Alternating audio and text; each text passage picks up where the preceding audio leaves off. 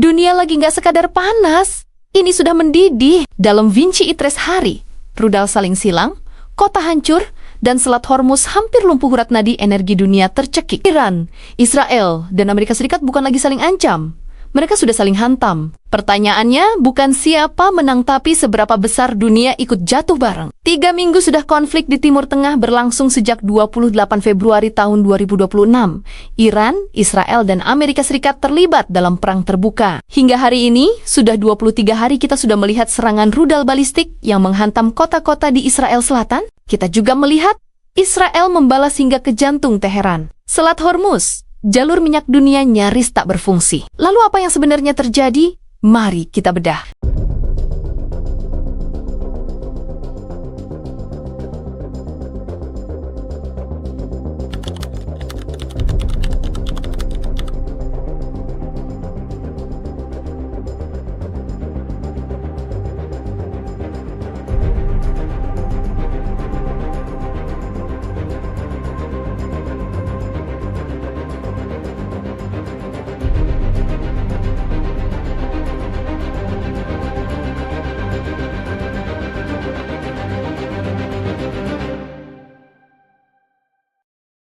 Semuanya dimulai pada 28 Februari. Amerika Serikat dan Israel melancarkan serangan gabungan ke Iran. Sasaran utamanya adalah pemimpin tertinggi Iran, Ali Khamenei. Ia tewas dalam serangan itu. Iran tidak tinggal diam. Puluhan gelombang serangan rudal dan drone diluncurkan ke wilayah Israel. Dalam 23 hari terakhir, korban jiwa di Iran mencapai 1.348 orang tewas dengan lebih dari 17.000 orang luka-luka di Israel. Jumlah korban tewas berkisar antara 11 hingga 14 orang. Sementara yang terluka mencapai 2.745 orang. Amerika Serikat kehilangan 13 personel militer dengan lebih dari 150 personel lainnya mengalami luka-luka. Perang ini memang belum sebanding dengan perang besar sebelumnya dalam hal korban jiwa. Tapi eskalasinya dari segi target dan skala serangan jauh lebih intens. Pada tanggal 21 Maret, Iran melancarkan gelombang serangan ke-70. Ini bukan serangan biasa. Rudal balistik Iran kali ini berhasil menembus sistem pertahanan Israel. 2 kota di selatan Israel menjadi sasaran, yaitu Arad dan Dimona. Kota Arad terkena paling parah. Rudal menghantam area pemukiman. Akibatnya antara 75 hingga 88 orang dilaporkan terluka. 10 orang diantaranya dalam kondisi kritis, hingga 10 bangunan apartemen rusak dengan 3 bangunan mengalami kerusakan parah. 150 keluarga dievakuasi dari lokasi terdampak. Sebuah kawah besar terlihat di dekat bangunan hunian, menunjukkan besarnya daya ledak yang digunakan. Kota Dimona juga terkena serangan. Dimona punya arti penting karena kota ini berdekatan dengan fasilitas nuklir Israel, yakni Pusat Penelitian Nuklir Negev. Ini adalah pertama kalinya area di sekitar fasilitas nuklir Israel menjadi sasaran dalam pertempuran. Korban di Dimona tercatat antara 33 hingga 40 orang terluka. Seorang anak laki-laki usia 10 tahun mengalami luka serius akibat pecahan peluru. 1 bangunan dilaporkan terkena serangan langsung. Namun ada kabar penting. Fasilitas nuklirnya sendiri tidak mengalami kerusakan. Badan Tenaga Atom Internasional atau IAEA mengkonfirmasi tidak ada kebocoran radiasi dan tidak terdeteksi tingkat radiasi abnormal di area tersebut. Lalu rudal apa saja yang dipakai Iran dalam serangan ini? Iran menggunakan berbagai jenis rudal balistik. Ada Khorramshahr, rudal berat dengan hulu ledak mencapai 1.500 kg. Rudal ini bisa membawa bom klaster yang menyebar hingga 80 submunisi. Ada Kir SK anti-rudal generasi baru dengan kemampuan manuver tinggi yang dirancang khusus untuk menembus sistem pertahanan udara. Ada Sejil rudal berbahan bakar padat yang memungkinkan peluncuran cepat dari platform bergerak. Ada Kadar rudal jarak jauh dengan jangkauan 2000 km yang memiliki kemampuan multi ledak. Ada Zolfaghar rudal dengan sistem presisi tinggi yang biasa digunakan untuk menargetkan lokasi strategis. Dari total sekitar 250 rudal yang diluncurkan Iran sejak perang dimulai, hampir setengahnya sekitar 125 rudal bermuatan bom klaster. Penggunaan senjata jenis ini di area pemukiman menjadi perhatian serius karena dampaknya terhadap warga sipil. Israel tidak menunggu lama untuk membalas. Pada 22 Maret dini hari, pasukan pertahanan Israel mengumumkan bahwa mereka sedang menyerang target-target rezim Iran di pusat kota Tehran. Menteri Pertahanan Israel, Israel Katz menyatakan intensitas serangan akan meningkat secara signifikan pada pekan mendatang. Pernyataan ini mengindikasikan bahwa perang belum akan meredah dalam waktu dekat. Tapi yang mungkin lebih berdampak secara global adalah kondisi Selat Hormuz. Selat Hormuz merupakan jalur transit sekitar 20% minyak dan gas dunia. Saat ini, selat itu nyaris lumpuh total. Lebih dari 480 kapal KER terjebak di sisi Teluk Persia, sementara lebih dari 300 kapal lainnya terjebak di sisi Teluk Oman. Sekitar 20.000 pelaut masih terkandas di atas kapal. Produksi minyak Irak, salah satu negara pengekspor terbesar, turun drastis. Dari 3,3 juta barel per hari 900.000 barel per hari, konflik ini sudah berlangsung 23 hari. Pernyataan terbaru dari Israel mengindikasikan serangan akan semakin intensif dalam pekan mendatang. Sementara itu, PBB mendesak agar konflik tidak terus meluas. Namun, eskalasi di lapangan justru menunjukkan arah sebaliknya. Selat Hormuz yang lumpuh mengancam pasokan energi global. Harga minyak sudah melonjak dan belum ada tanda konflik akan mereda dalam waktu dekat. Kita akan terus memantau perkembangan ini. Sampai jumpa di video berikutnya. Informasi ini berasal dari sumber laporan terbuka dan media internasional. Situasi di lapangan dapat berubah sewaktu-waktu dan klaim dari setiap pihak belum tentu dapat diverifikasi secara bersamaan. Dan justru di titik inilah, konflik ini berubah dari sekadar perang regional menjadi ancaman global yang nyata. Karena kalau kita tarik sedikit ke belakang, pola yang terjadi bukan lagi sekadar serang dan balas, tapi sudah masuk ke fase perang sistemik, di mana target bukan hanya militer, tapi juga infrastruktur, ekonomi, dan psikologi publik. Setelah serangan ke Teheran pada 22 Maret, intensitas operasi udara Israel Defense Forces meningkat tajam. Targetnya bukan lagi simbolik, tapi lebih dalam.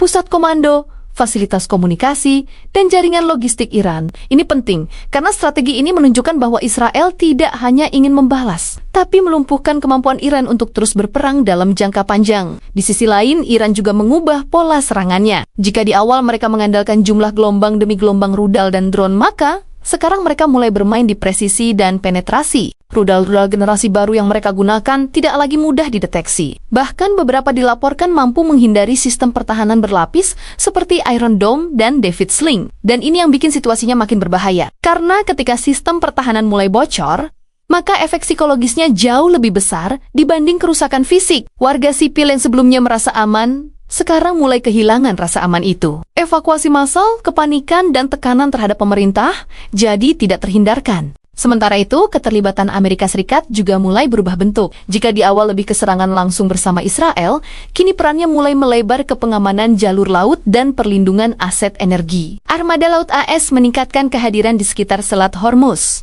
mencoba membuka kembali jalur yang lumpuh. Tapi masalahnya, Iran punya kartu kuat di sini. Iran tidak perlu menutup selat sepenuhnya untuk menciptakan efek global. Cukup dengan ancaman ranjau laut, drone, atau serangan sporadis terhadap kapal tanker. Itu sudah cukup membuat perusahaan pelayaran dunia berhenti beroperasi.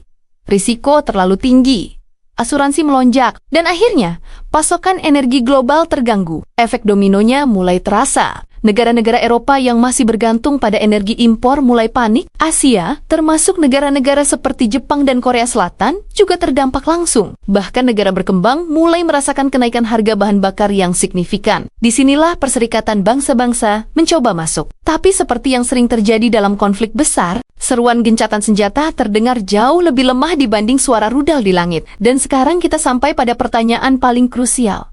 Apakah ini akan berhenti? Atau justru membesar? Karena kalau melihat pola yang ada 3 kemungkinan besar yang bisa terjadi ke depan. Pertama, konflik ini membeku menjadi perang jangka panjang. Tidak ada pemenang jelas, tapi serangan terus berlangsung dalam intensitas menengah. Ini mirip dengan banyak konflik modern berlarut, melelahkan, dan menghancurkan secara perlahan.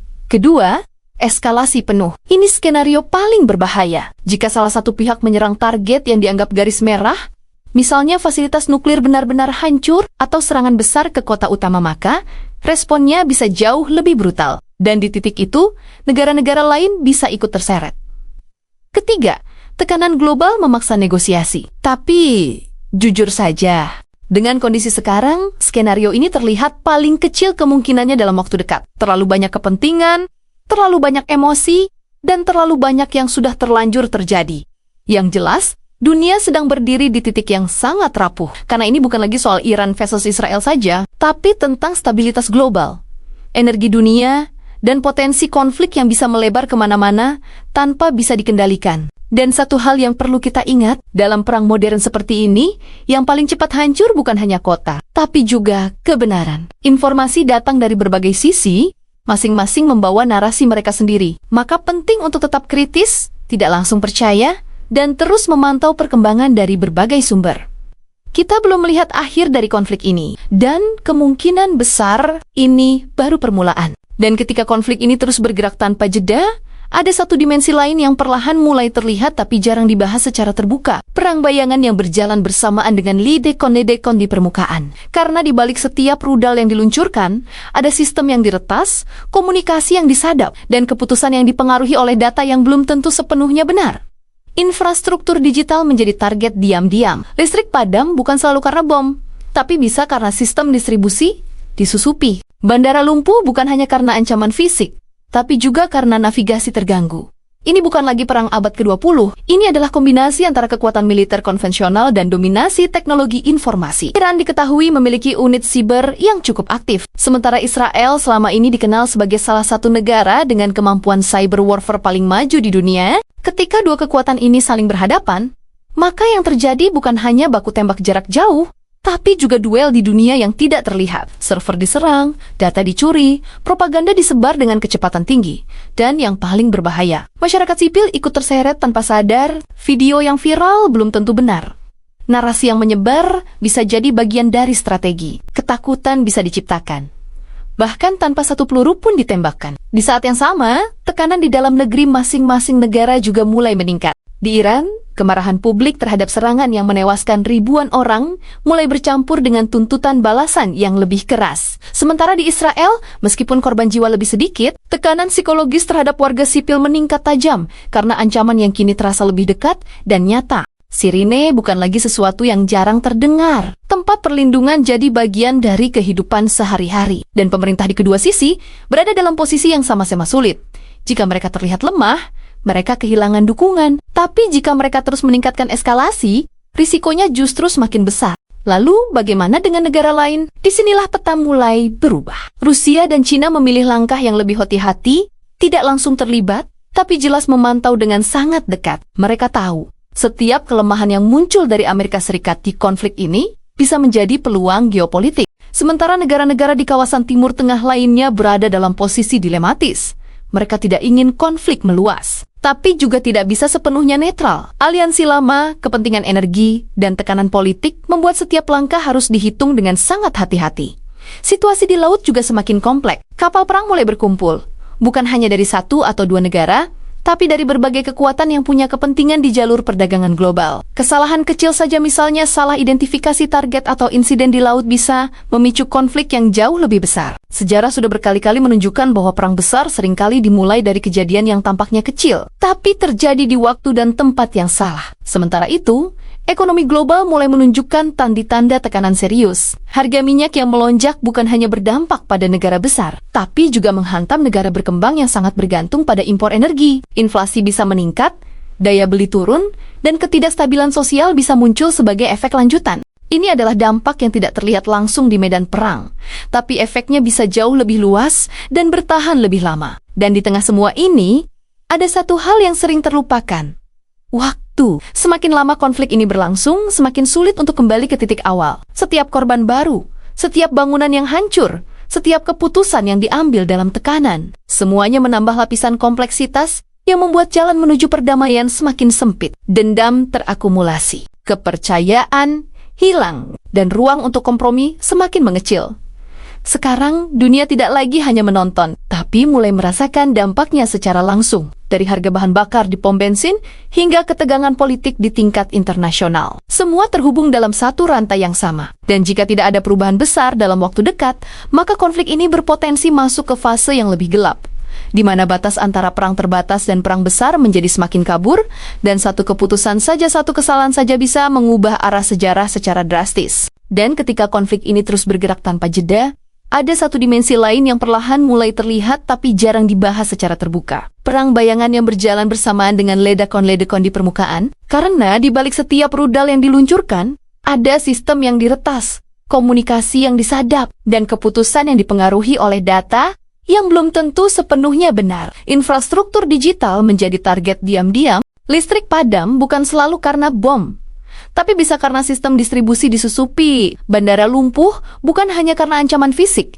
tapi juga karena navigasi terganggu. Ini bukan lagi perang abad ke-20. Ini adalah kombinasi antara kekuatan militer konvensional dan dominasi teknologi informasi. Iran diketahui memiliki unit siber yang cukup aktif, sementara Israel selama ini dikenal sebagai salah satu negara dengan kemampuan cyber warfare paling maju di dunia. Ketika dua kekuatan ini saling berhadapan, maka yang terjadi bukan hanya baku tembak jarak jauh, tapi juga duel di dunia yang tidak terlihat. Server diserang, data dicuri, propaganda disebar dengan kecepatan tinggi, dan yang paling berbahaya, masyarakat sipil ikut terseret tanpa sadar. Video yang viral belum tentu benar.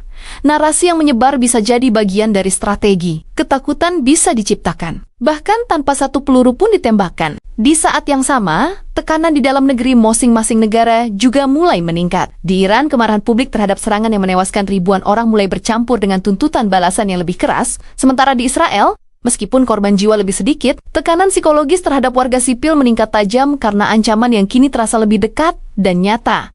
Sirine bukan lagi sesuatu yang jarang terdengar. Tempat perlindungan jadi bagian dari kehidupan sehari-hari. Dan pemerintah di kedua sisi berada dalam posisi yang sama-sama sulit. Jika mereka terlihat lemah, mereka kehilangan dukungan. Tapi jika mereka terus meningkatkan eskalasi, risikonya justru semakin besar. Lalu bagaimana dengan negara lain? Disinilah peta mulai berubah. Rusia dan China memilih langkah yang lebih hati-hati.